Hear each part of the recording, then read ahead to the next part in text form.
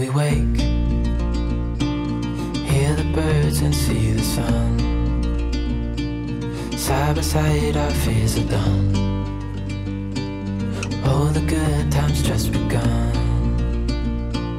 কি এক্সাইটেড তো? তাহলে আজকের দিনটা শুরু করা যাক। আমাদের রোড ট্রিপগুলোতে মাইলের পর মাইল সুদূর বিস্তৃত জনমানবহীন ল্যান্ডস্কেপই দেখা যায়। আপনারা কি জানেন নরওয়ের জনসংখ্যা মাত্র 5.45 মিলিয়ন, আর সেখানে শুধু কলকাতারই জনসংখ্যা 15.5 মিলিয়ন। আপনাদের মনে হতেই পারে যে নরওয়ের মতো এত সুন্দর দেশ, যা ওয়ার্ল্ডের হ্যাপিয়েস্ট কান্ট্রির তালিকায় প্রথম সারিতে থাকে, এত মডার্ন, রিচ আর স্টেবল কান্ট্রি, কিন্তু জনসংখ্যা এত কম কেন?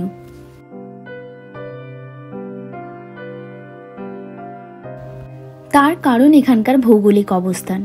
দেশটির মাত্র 3% জায়গা বসবাস ও চাষের উপযোগ্য, বাকিটা পাহাড়, পর্বত, জলাশয়, আগ্নেয়গিরি ও জঙ্গলে ঘেরা। তাই এত লার্জ একটা পপুলেশনকে মেনটেন করা এবং ফিট করানো এই দেশের পক্ষে কঠিন। এছাড়াও এখানকার ক্লাইমেটের জন্যে নর্দার্ন পার্টে থাকাটাও বেশ চ্যালেঞ্জিং। তাই ম্যাক্সিমাম পপুলেশনই সাউদার্ন পার্ট, মানে যে জায়গাটায় আমরা আগে থাকতাম, আর অসলো কেন্দ্রিক। রিসেন্ট স্টাডিতে দেখা গেছে প্রচুর মানুষজন এখানে শহরে চলে আসছেন গ্রাম ছেড়ে বা রুরাল এরিয়া ছেড়ে। যদিও এখানকার রুরাল এরিয়াগুলো কিন্তু বেশ উন্নত। আর এই প্রবলেম রিকভার করার জন্যে গভর্নমেন্ট কি করে, এখানে বিভিন্ন ডিপার্টমেন্টগুলোকে বিভিন্ন জায়গায় স্ক্যাটার্ড করে রাখে, বিভিন্ন ইন্ডাস্ট্রিও তাই। যেমন ধরুন গ্রিমস্তা, মানে আমরা যেখানে থাকতাম, সেখানে এখানকার ট্যাক্স অফিসের আইটি ডিপার্টমেন্টটার মেন হাব বলা যায়। আবার স্ট্যাভাঙ্গার, বার্গেন এসব জায়গায় অয়েল ইন্ডাস্ট্রি খুব ভালো।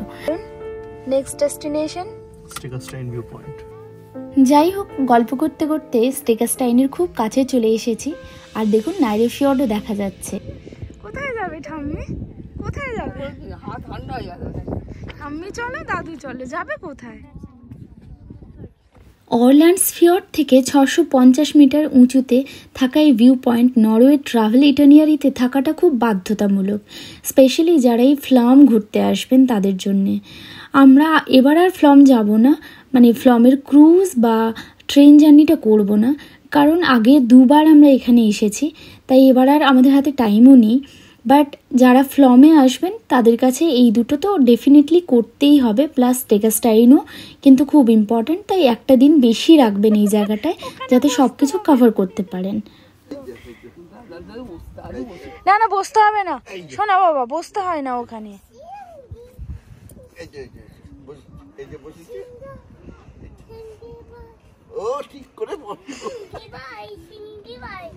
আর এই যে দেখুন, বেবি অরণ্য কিন্তু আর কোথাও যাবে না দাদু ঠাম্মিকে ছাড়া, তাই করেছে। এদিকে আমাদের আবার জার্নি শুরু করে দিয়েছি আমরা। এখন আমরা ফিরে যাব আমাদের এয়ারবিএনবিতে। তার আগে আমরা এই ভিউ পয়েন্টটায় দেখে একটু নেমেছিলাম, তো এয়ারবিএনবিতে পৌঁছে গেছি। আর এই যে এয়ারবিএনবির সামনেরটা এতটাই সুন্দর।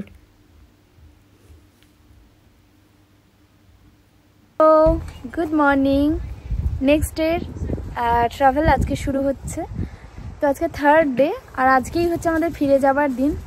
কিন্তু আজকের দিনটাও একদম চমকে পরিপূর্ণ, কারণ আজকে আমরা প্রথমে যাব ভসে গিয়ে দেখব, ভসের স্টেশনের কাছে ভসে গিয়ে দেখব যে ওখান থেকে গন্ডোলা রাইডটা হচ্ছে কিনা। যদি হয় তো সেটা নেব, আদারওয়াইজ আমরা একেবারে স্ট্রেট রোড ট্রিপ করব টুয়ার্ডস অসলো, মানে টু অসলো বলতে পারো, একদম বাড়ি ফেরা।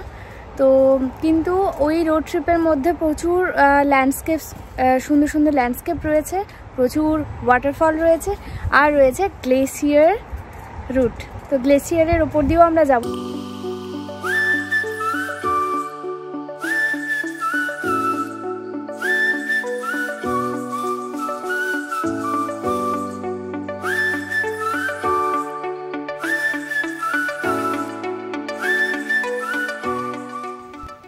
ভসে এই নিয়ে আমরা 4 বার এলাম। তো এইবারই আমরা সুযোগ পেলাম এই গন্ডোল রাইডটা করার জন্যে। আর একটু আগে দেখছিলেন না এখানে প্যারাগ্লাইডিং করছে, এটা কিন্তু আমার বাকেট লিস্টে আছে, জানি না কবে হবে, মেবি হতেই তো হবে। এনিওয়েজ, তো আমরা এই গন্ডোলটা ধরে যখন যাচ্ছিলাম ভিউটা দারুণ ছিল। পুরো ভস শহরের ভিউটা পাচ্ছিলাম একদিকে, আর ফিয়র্ড দেখতে পাচ্ছিলাম। খুব ভালো একটা জার্নি এটা। আপনারা ডেফিনেটলি যারা ভসে আসবেন এটা মিস করবেন না হাতে টাইম থাকলে। আর ডেফিনেটলি ওয়েদারটাও চেক করে নেবেন, না হলে বেকার হয়ে যাবে সব। এই ছোটটা আছে না, ছোটটা হচ্ছে কারোর কাছে যাবে না, ওই মাঝেই বসে থাকবে।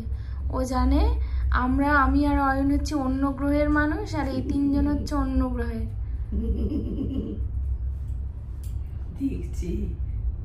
হ্যালো, আমরা এখন কোথায় আছি? অয়ন বলো, কোথায় আছি আমরা? ভসের একেবারে উপরের দিকে। হ্যাঁ, মানে ভস থেকে গন্ডোলা নিয়েছি। আপনারা দেখতেই পেলেন কিভাবে গন্ডোলা নিলাম। তো গন্ডোলা নিয়ে আমরা একদম ওপরে চলে এসেছি। টপ ভিউটা বেশ সুন্দর, তবে আমার মনে হয় কি আর একটু উইন্টার সিজনে এলে আরো ভালো, মানে একদম যে স্প্রিং টাইম যেটা এপ্রিল মাসের দিকে এলে আরো বেশি স্নো পাওয়া যাবে, তো আরো বেটার লাগবে। যারা স্কি করে তাদেরও দেখতে পাবেন অ্যাক্টিভিটিস। আর এখানে টপে একটা রেস্টুরেন্টও আছে। রেস্টুরেন্ট থেকে আপনারা বেশ খাবার দাবারও পাবেন, বা কেউ যদি ড্রিঙ্ক করতে চান ড্রিঙ্ক নিয়ে বসে থাকতে পারেন। সময় কাটানোর জন্য খুব ভালো, আর ভিউটাও বেশ ভালো। তো গন্ডোলার যে প্রত্যেক টিকিটের জন্য কত লেগেছে অয়ন? 370 ক্রোনার। আর সিনিয়র সিটিজেনদের জন্য কিছু অফার আছে, ডিসকাউন্ট। হ্যাঁ, তো আমাদের 4 জনের লেগেছে 1100 ক্রোনার মতো। আর এছাড়া আমরা এখানে এসে একটু আইসক্রিম খেলাম। তো অন্যান্যরা যারা চাইবেন এখানে ডাইনিংও করতে পারেন। আমার কাছে মনে হয়েছে ওর দিয়ে 370 ক্রোনার দিয়ে একটা ভালো এক্সপিরিয়েন্স করা যায়। আর যাদের মা বাবাদের যেরকম আমাদের মামুনির হাঁটা চলা করতে একটু প্রবলেম, ইন্ডিয়াতে আমরা অনেক সময় করাতে পারিনি, বাট এখানে এসে আমাদের সেই স্বপ্নটা সত্যি হয়েছে। তো এনিওয়েজ খুবই ভালো লাগছে, আর ভিউটাও ভালো। তো এখানে এসে আপনারা বসে এসে এই অ্যাক্টিভিটিটা করতে পারেন ডেফিনেটলি। আর হ্যাঁ, আপনারা লাকি হলে তবেই করতে পারবেন, কারণ আমরা এটা 4th টাইম এসেই করতে পেরেছি। আগের 3 বার এসেছি, প্রত্যেকবার বৃষ্টি। এবারটা একদম সূর্যদেব আমাদের আশীর্বাদ করে দিয়েছেন। তো আসো আমরা ভিউটা দেখি। আমি জানি না, আমার জানা নেই। আসছে তো রিটার্নও আসছে, তাহলে এটা মানে স্কি করতে যাওয়ার জন্য, স্কি এর জায়গার জন্য। আর এখানে এসে, আর ওটা তো রেস্টুরেন্ট, ওটা তো দেখালাম।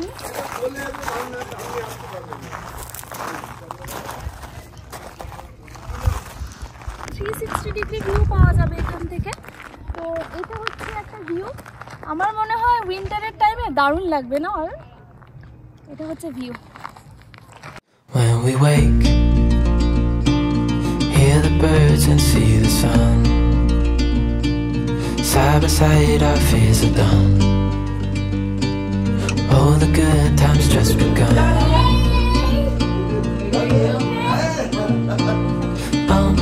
We know what we have, let's hold on tight. Found what we're looking for in life. Next destination, Voringsfossen. It's crazy, but things are finally right. With you and I, the future is bright. Oh, you and I, we got it. Oh, we don't need no more. আমরা এখন এসে পৌঁছেছি ভরিংসফসেনে। এই ভরিংসফসেন যেখানে অনেক কটা false একসঙ্গে মিশেছে, মাউন্টেন টপ থেকে গ্লেশিয়ার গলে গলে পড়ছে, অনেক কটা ফলস একসঙ্গে তৈরি হয়েছে এবং সেগুলো একসঙ্গে মিশে ভরিংসফসেন তৈরি করেছে। 182 মিটার উঁচু পর্বত থেকে এই ওয়াটারফল এসে এই ভ্যালিতে যখন মিলিত হচ্ছে, এর একটা আলাদা ভয়ঙ্কর সৌন্দর্য তৈরি হয়েছে, যে সৌন্দর্যটা আপনাকে মুগ্ধ করতে বাধ্য। তাই ডেফিনেটলি যখন আপনারা ফ্লামের এই ট্যুরটা করবেন, এটা আপনাদের ট্রাভেল ইটিনারিতে রাখতে পারেন, এবং তার সাথে সাথে রাখতে পারেন যে ট্রেন জার্নিটা যদি করেন, গাইডও দিয়ে ট্রেন জার্নিটা করুন, তাহলে আপনারা অনেক ভালো ল্যান্ডস্কেপও দেখতে পাবেন।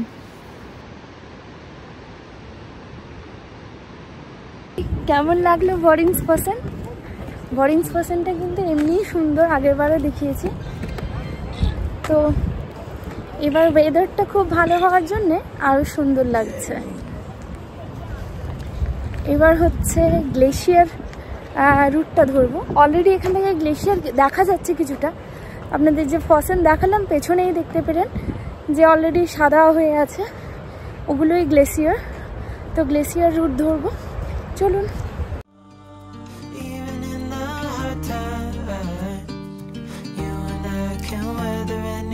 এই গ্লেসিয়ার রুটটা আমাদের কাছে বরাবরই একটা থ্রিলিং জার্নি। এই নিয়ে আমরা সেকেন্ড থার্ড টাইম এলাম।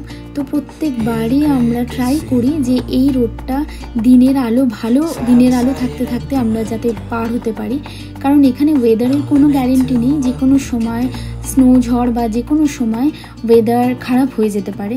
তো তখন এই রুটে গাড়ি চালানোটা অনেক বেশি ডিফিকাল্ট হয়ে যেতে পারে। একবার এসেছিলাম আমরা, আমার মনে আছে প্রচণ্ড স্নো ঝড় হচ্ছিল, তো ওই ভিডিও আছে, আপনারা চেক আউট করতে পারেন। এনিওয়েজ দেখুন কেমন চাই বরফ জমে আছে। এই রুটটা আসলেই খুব মজার, এবং ধীরে ধীরে যখন গাইলোর দিকে পৌঁছবেন তখন দেখবেন যে গ্লেসিয়ারটার এন্ডে যখন আসবেন তখন বুঝতে পারবেন যে অনেকটা স্নো কমে আসছে। আর এখানে জানেন তো এখনও মনে হচ্ছে স্প্রিং চলছে, সামার আসেনি। যতদূর চোখ যায় শুধু স্নো আর স্নো। এই গ্লেসিয়ার রোডটা আমার আর অয়নের ভারী প্রিয় একটা রোড। আমরা আগের বারও এসেছি, এইবারও এলাম, এবার মামনি বাপিকে দেখালাম। নরওয়ে এমন একটা দেশ যারা প্রাকৃতিক সম্পদকে খুব আগলে রাখতে চায়, তাই জন্য এখানে মাইলের পর মাইল জঙ্গল কাটাও যেমন বারণ, গভর্নমেন্টের পারমিশন নিতে হয়, ঠিক তেমনি গ্লোবাল ওয়ার্মিংয়ের ফলে যে গ্লেসিয়ারগুলো গলে যাচ্ছে তার জন্য এরা কিন্তু খুব ওয়ারিড।